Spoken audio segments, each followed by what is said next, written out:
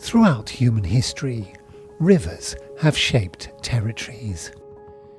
They are the lifeblood of agriculture and communication.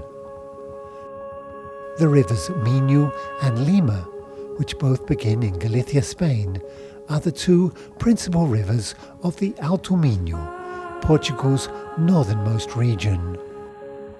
The final 70 kilometres of the river Minho forms the national frontier between Portugal and Spain, beginning in the foothills of the Minho And Lima National Park. The river valley is initially steeper, but is flanked by rich and fertile lands that are famous for producing the Alvarinho Vinho Verde wines. The national border is marked by a series of castles and fortresses, beginning with Melgaço Castle. There are many rapids in this section of the river, which are popular for adventure sports such as rafting. The valley then begins to open out, reinforced by several tributaries that make the river broader and stronger. Monção marks the beginning of the 36-kilometre Echo Path, which occupies the disused railway line and leads to the sea. The 17th century fortress of Monção offers privileged views over the river. As the valley continues to flatten out, we encounter delightful villages such as La Pella. In Valença, there are two international bridges spanning the border, including the road and railway bridge inaugurated in 1886. On the other side, we see the historic Spanish town of Tui. The fortress of Valença is the biggest walled settlement in the Alto Minho, with more than 5 kilometres of walls. The Echo Path continues to accompany the river and passes through the Vega da Mira, a 300-hectare protected area, an important reserve of flora and fauna in the Minho Valley. The river is popular for water sports such as boating and angling, and is one of the most important rivers in the Iberian Peninsula for migratory species such as the lamprey eel. As we continue downstream, we arrive in Vila Nova de Cerveira, site of the fortress of Lovelle overlooking the international bridge, and the medieval castle in the town centre. The town also houses the Aqua Museum that provides a guide to local traditions associated to the River Minho, including specimens of some of the main fish species.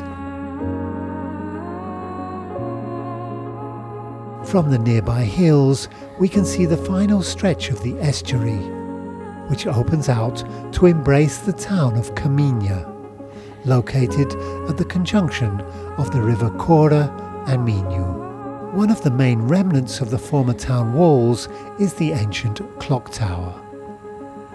The Minho finally completes its journey as it reaches the sea. To the south, the river Lima runs through the centre of the Minho And Lima National Park, entering Portugal via the Alto Lindoso Dam. The dam plays an important role in controlling the river levels downstream. Lindoso Castle guards this majestic entrance into Portugal. After Lindoso, the Lima passes by the medieval monastery of Ermelo, increasing volume due to the Tovedo Dam. Further downstream, the river Vesh joins the Lima near the town of Ponte da Barca, which is graced by a spectacular medieval bridge.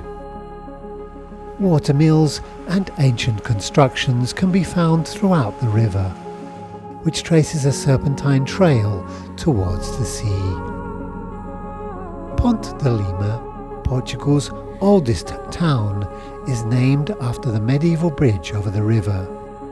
Roman soldiers identified the Lima with the River of Forgetfulness, the Lethe, and only crossed after their general went first.